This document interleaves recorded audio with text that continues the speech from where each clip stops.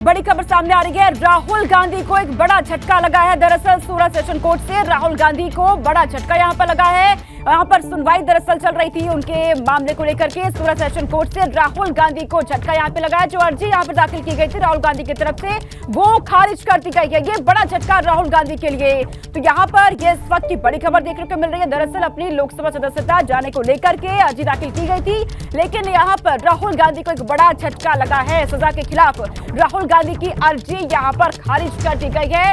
ये अर्जी राहुल गांधी की तरफ से यहाँ डाली गई थी, लेकिन उसे खारिज कर दिया गया है। अविनाश तिवारी इस खबर पर मेरे साथ जुड़ चुके हैं अधिक जानकारी के साथ। अविनाश, जिस तरीके से अपनी सजा के खिलाफ राहुल गांधी ने अर्जी दाखिल तो की थी, लेकिन ये अर्जी को यहाँ पे खारिज कर दिया गया है। आपको क्या अधिक जानकारी मिल पा रही है? बिल्कुल, अगर बात करें जिस तरीके से सूरत की एमपी एमएलए कोर्ट ने राहुल गांधी को 2 वर्ष की सजा सुनाई थी। उन्होंने 2019 में कर्नाटका रैली के दौरान वहां पे मोदी सरनेम को लेकर के विवादित टिप्पणी की थी, जिसके बाद उनको ये सजा सुनाई गई थी। जिसके बाद अगर बात करें तो राहुल गांधी ने सूरत की उच्च अदालत यानी कि सेशन कोर्ट में अपील दायर की थी और सजा की चुनौती दी थी। जो 2 वर्ष की सजा हुई है, इस पर रोक लगाई जाए और ये सजा उनके खिलाफ बेईमानी है। इसके बाद आज सूरत की सेशन कोर्ट ने भी उनकी अपील को खारिज कर दिया है। अब राहुल गांधी के पास गुजरात हाईकोर्ट जाने का रास्ता है। उनको गुजरात हाईकोर्ट जाना होगा और वहां पर मामले को लेकर के पूरी तरीके से याचिका दायर करनी होगी। इस सजा के बाद ही राहुल गांधी की केरल के वायनाड संसद की सदस्यता थी, उसे रद्द की गई थी। वो फिलहाल रद्द ही रहेगी, क्योंकि जब तक गुजरात हाईकोर्ट या फिर ऊपरी अदालत का फैसला नहीं आता इस पूरे मामले में, तब तक बिल्कुल, यानी राहुल गांधी की मुश्किलें अभी कम होती नजर नहीं आ रही है। बहुत शुक्रिया अविनाश, तमाम जानकारी हम तक पहुंचाने के लिए। संभल से ये बड़ी खबर है। सपा सांसद डॉक्टर शफीकुर रहमान बर्क ने की बगावत। सपा प्रत्याशी के खिलाफ निर्दलीय उम्मीदवार के समर्थन का ऐलान किया है। सपा ने रुखसाना इकबाल को टिकट दिया है, लेकिन बर्क ने यासीन सैफी की पत्नी और निर्दलीय उम्मीदवार फरहान सैफी का समर्थन किया। सपा ने अपने विधायक इकबाल मसूद को की उनकी पत्नी को प्रत्याशी बनाया है, जिसका बर्क विरोध कर रही है। सपा सांसद डॉक्टर शफीकुर रहमान बर्क, उनके पोते सपा विधायक जियाउर रहमान बर्क ने मंच से ही ऐलान किया। अब एक बार फिर यहाँ पे देखा जा रहा है शफीकुर रहमान बर्क की तरफ से बगावत रुख अपनाई जा रही है। सपा सांसद है डॉक्टर शफीकुर रहमान बर्क, लेकिन उनकी तरफ से बगावत रुख अब देखने को मिल रहे हैं। कि हमने ये तय किया है कि यासीन सैफी को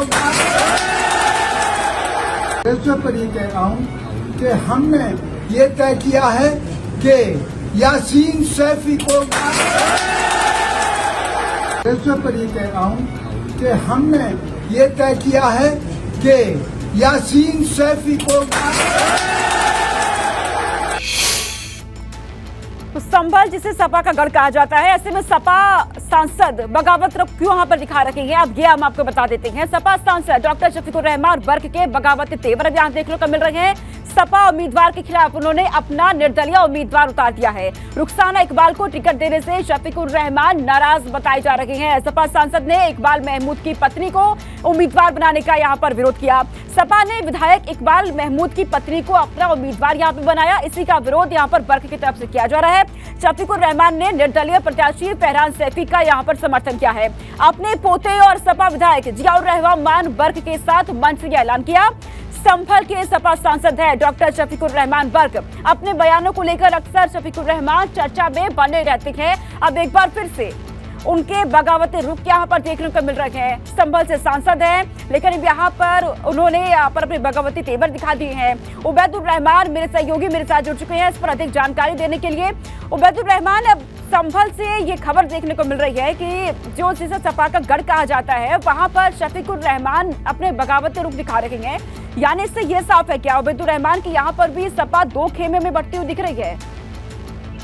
देखिए सोनिका, मैं आपको बता दूं कि डॉक्टर शफीकुर रहमान बर्क जो है वो एक पुराने नेता हैं और उनका संभल में जो पूर्व मंत्री हैं नवाब इकबाल महमूद, जो मौजूदा विधायक हैं, जिनकी पत्नी को समाजवादी पार्टी ने रुखसाना इकबाल को प्रत्याशी बनाया है, उससे उनसे दोनों गुटों का इनका मुकाबला पहले से रहता है। लेकिन बर्क अपने कुछ करीबी लोगों को टिकट दिलाना चाहते थे समाजवादी पार्टी में, तो बर्क के पोते जो है जियाउर रहमान बर्क, वो भी कुंदरकी विधानसभा सीट जो मुरादाबाद में लगती वहां से विधायक है और बर्क का एक बड़ा राजनीतिक कैरियर है। लेकिन बर्क को कहीं ना कहीं लगता है कि पार्टी ने उन्हें नजरअंदाज किया, टिकट बंटवारे में उनकी नहीं सुनी गई, इसी वजह से उन्होंने खुले आम बगावत कर दी है। और अब संभल नगर पालिका अध्यक्ष का जो चुनाव है उसमें जो यासीन सैफी की पत्नी है फरहाना यासीन, सैफी, उनको उन्होंने अपना समर्थन दे दिया है, ऐलान कर दिया है। और बर्क का जो वर्चस्व है संभल की राजनीति में या संभल के अंदर, वो बहुत मजबूत माना जाता है कि बर्क जिस तरफ होते हैं मजबूत होता है। और इसका असर न सिर्फ संभल पे पड़ने वाला है, क्योंकि डॉक्टर शफीकुर रहमान बर्क पार्लियामेंट में सबसे सीनियर सांसद हैं, पार्टी में बहुत सीनियर हैं, और पिछले दिनों जो आपने देखा था कि उन्हें पार्टी ने अपनी मीटिंग में भी नहीं बुलाया था। तो क्या ऐसे में उबैदुर रहमान इस बगावती तेवर का क्या असर निकाय चुनाव पर भी पड़ता हुआ नजर आएगा?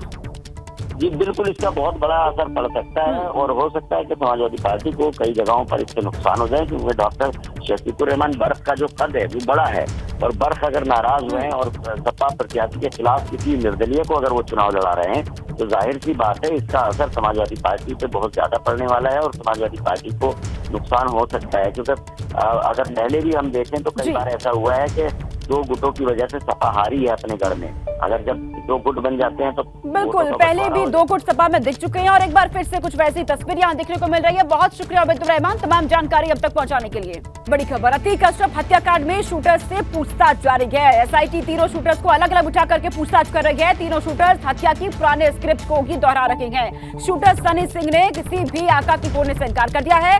दिल्ली के गोपीगंज से हथियार मिलने की बात को कबूला है। पूछताछ में बताया कि लॉरेंस बिश्नोई जैसा बनना चाहता था। सनी ने यह भी बताया कि मरना नहीं चाहता था, इसलिए पुलिस पर गोली नहीं चलाई, मरने से बचने के लिए सरेंडर कर दिया।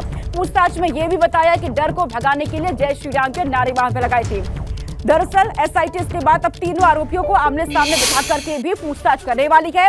आपको बता दें कि एसआईटी अतीक और अशरफ की हत्या के मोटिव को जानने की कोशिश में जुटी हुई है। एसआईटी आज क्राइम सीन को रिक्रिएट भी करने वाली है, और कुछ अन्य जगहों पर भी आरोपियों को लेकर के जा सकती है। तो एसआईटी की टीम की तरफ से बड़े लगातार सवाल यहां पर पूछे जा रहे हैं। तीनों शूटर्स से पूछताछ जारी है, लेकिन इन सवालों के जो जवाब दिए जा रहे हैं शूटर्स की तरफ से, वो बेहद घुमा फिरा कर कई सवालों के जवाब ऐसे हैं जो सेम वही लाइन बताई जा रही है जो लगातार उनकी तरफ से कहा जा रहा है। जब मकसद के बारे में पूछा जा रहा है तो वही बातें दोहराई जा रही हैं शूटर्स की तरफ से कि हमारा मकसद डर फैलाना, दहशत फैलाना था। और इस खबर पर मेरे सहयोगी मोहम्मद मोइन जुड़ चुके हैं अधिक जानकारी के साथ। मोइन, क्योंकि एसआईटी की टीम तीनों शूटर्स से लगातार पूछताछ कर रही है, क्या इस दौरान इन तीनों शूटर्स की तरफ से कोई भी ऐसी बात रखी गई जो इस हत्याकांड के तमाम राज को खोल सके? देखिए, आपको बता दें कि तीनों ही शूटर जो मौके वारदात से पकड़े गए थे, उनसे एसआईटी की टीम लगातार आज दूसरे दिन भी पूछताछ कर रही है। आज सुबह से इनसे पूछताछ की गई है, और हमारे पास जो जानकारी है कि पुलिस लाइंस पे का जो क्राइम ब्रांच का दफ्तर है, वहां पर तीनों को अलग अलग रखकर पूछताछ की जा रही है। अभी तक इनका आमने सामना आज नहीं कराया गया है। बहुत मुमकिन है कि आज अलग अलग जो बयान दर्ज होंगे उनको वेरीफाई करने के लिए दोपहर के बाद उन्हें आमने सामने बिठाकर पूछताछ की जा सकती है। दूसरी तरफ इस मामले की जांच के लिए प्रयागराज पुलिस कमिश्नर द्वारा जो एसआईटी गठित की गई थी, वो एसआईटी इस वक्त जो है अब से कुछ देर के बाद जो घटना स्थल है, यानी जो प्रयागराज का कॉलविन हॉस्पिटल है, वहां पर पहुंचने वाली है। और एसआईटी टीम के यहां पहुंचने के मद्देनजर आप देख सकते हैं कि जो सुरक्षा व्यवस्था है वो बेहद कड़ी कर दी गई है। ये जो गेट है इसे पूरा सुरक्षा कर्मियों ने अपने कब्जे में ले लिया गया है। इस जगह पर सिर्फ उन्हीं को आने की इजाजत दी जा रही है जो कि जिनका आना बेहद जरूरी है। और इसके साथ साथ सभी लोगों के आई कार्ड चेक किए जा रहे हैं, पड़ताल की जा रही है,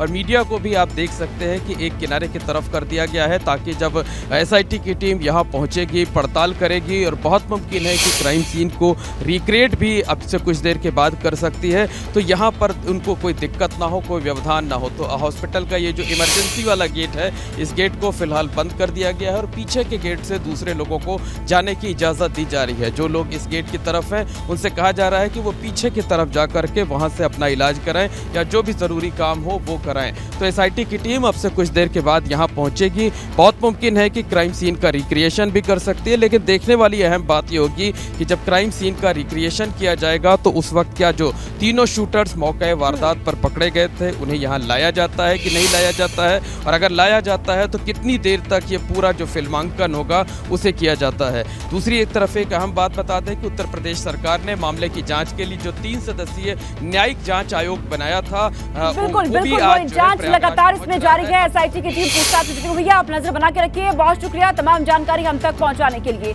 और इस बीच एक और बड़ी खबर, अतीक अशरफ हत्याकांड की जांच के लिए न्यायिक आयोग पहुंचेगा। सबसे पहले घटनास्थल का मुआयना कर सकता है न्यायिक आयोग। एसआईटी से बातचीत करके घटनाक्रम की जानकारी भी ले सकता है।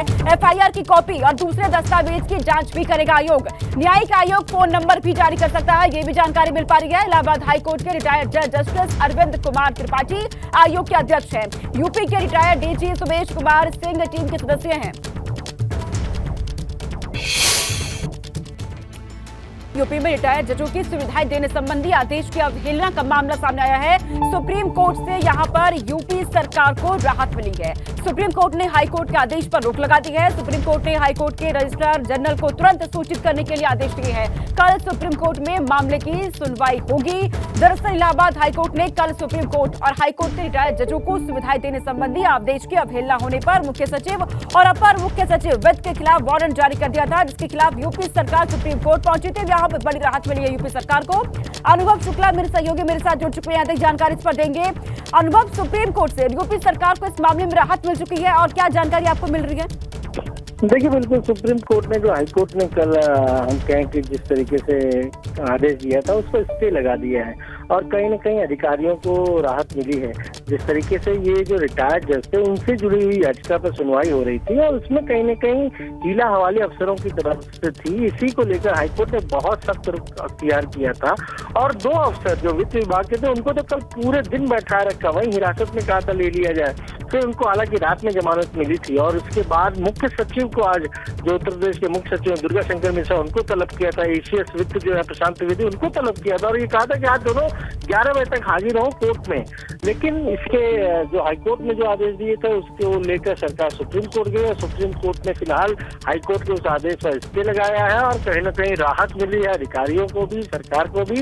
लेकिन जिस तरह से अफसरों की जो लापरवाही या फिर हाईकोर्ट जो कुछ कहता है उसके कंप्लायंस में जिस तरह से देरी होती है उसको लेकर एक बड़ा मैसेज कल हाईकोर्ट ने दिया है, बड़ा निर्देश दिया है और उसमें साफ तौर पर दो अफसर जो वहाँ गए थे सुनवाई के दौरान उनको तो वहीं पर कहा कि इनको हिरासत में ले लिया जाए और वो वहीं बैठे रहे। फिर बाद में उनको देर रात उनको जमानत मिली है और आज सुबह कह दिया था कि मुख्य सचिव तुरंत आए। जी बिल्कुल, तो यहाँ पर सुप्रीम कोर्ट से यूपी सरकार को एक बड़ी राहत। बहुत शुक्रिया अनुभव तमाम जानकारी हम तक पहुँचाने के लिए।